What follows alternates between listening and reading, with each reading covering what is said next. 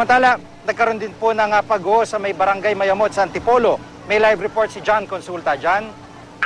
Jiggy, dalawang bahay nga ang napinsala dito sa Sitio Tagisan 2, Barangay Mayamot, Antipolo City. Matapos nga gumuho ang lupa at masira ang dalawang bahay. Ayon kay Joey Marco, pinuno ng PDRRMC, dahil sa walang tigil na pag-ulan ay tuluyan na nga bumigay ang ilang tipak ng lupa sa Barangay Mayamot. Ang isang bahay, Jiggy, bumigay ang perimeter wall at flooring nito, habang ang isa naman ay gumuho ang lupa sa likuran ng kanilang bahay at pinasok na ng putik, bato at tubig ang kanilang looban. Ilan sa mga, dahil nga sa nangyaring ito, Jiggy, ay inirekomendahan ng PDRRMC ng Rizal ang paglikas sa ilang pamilya sa ilang bahagi ng Sitio Tagisan 2 dahil hanggang sa mga oras ito, Jiggy, tuloy-tuloy pa rin itong pagbagsak ng ulan at posible raw na maglika pa ng mas malaking problema kapag hindi inalis itong mga pamilya rito.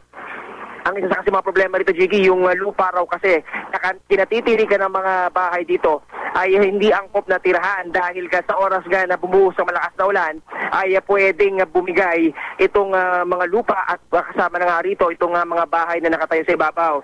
Ang ilang residente, Jiggy, ay nagkusa ng umalis at tumugon din sa panawagan ng mga otoridad. Pero meron ding ilan na nagmamatigas pa. Ayon sa PDRRMC ay magsasagawa sila ng forced evacuation kapag hindi pa rin tumalimat ang mga residenteng ito sa loob lamang ng ilang oras at para mapiyak lamang ang kanilang kaligtasan. Yan ang latest mula sa Antipolo. Balik sa Jiggy. John, anong plano nila doon sa mga nagmamatigas pa rin umalis sa kabila nga nung posibleng peligro na idulot niya sa lugar na yan? Alam mo, Jiggy, talagang hindi binibitawan ng Antipolo Rescue ng PDRRMC itong lugar. Dahil bakas na bakas na talaga itong peligro. Hindi na dadala itong mismo, nakakalungkot itong mismong may-ari ng bahay na naapektuhan na nga nung pag-uho ng lupa sa kanilang likuran ng kanyang bahay. Ang siya mismong nagmapatigas.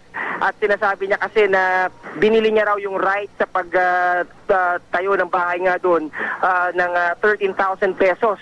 At sabi niya, hindi raw biro yung perang yun. At yun ang dahilan kaya ayaw niyang umalis doon. Kaya lang, sabi ng PDRRMC, sa oras na nagmatigas pa rin ito, dahil mapipilitan silang sa pilitan itong ililigas kasama yung kanyang ilang mga mahal sa buhay doon sa bahay na yon. Sige.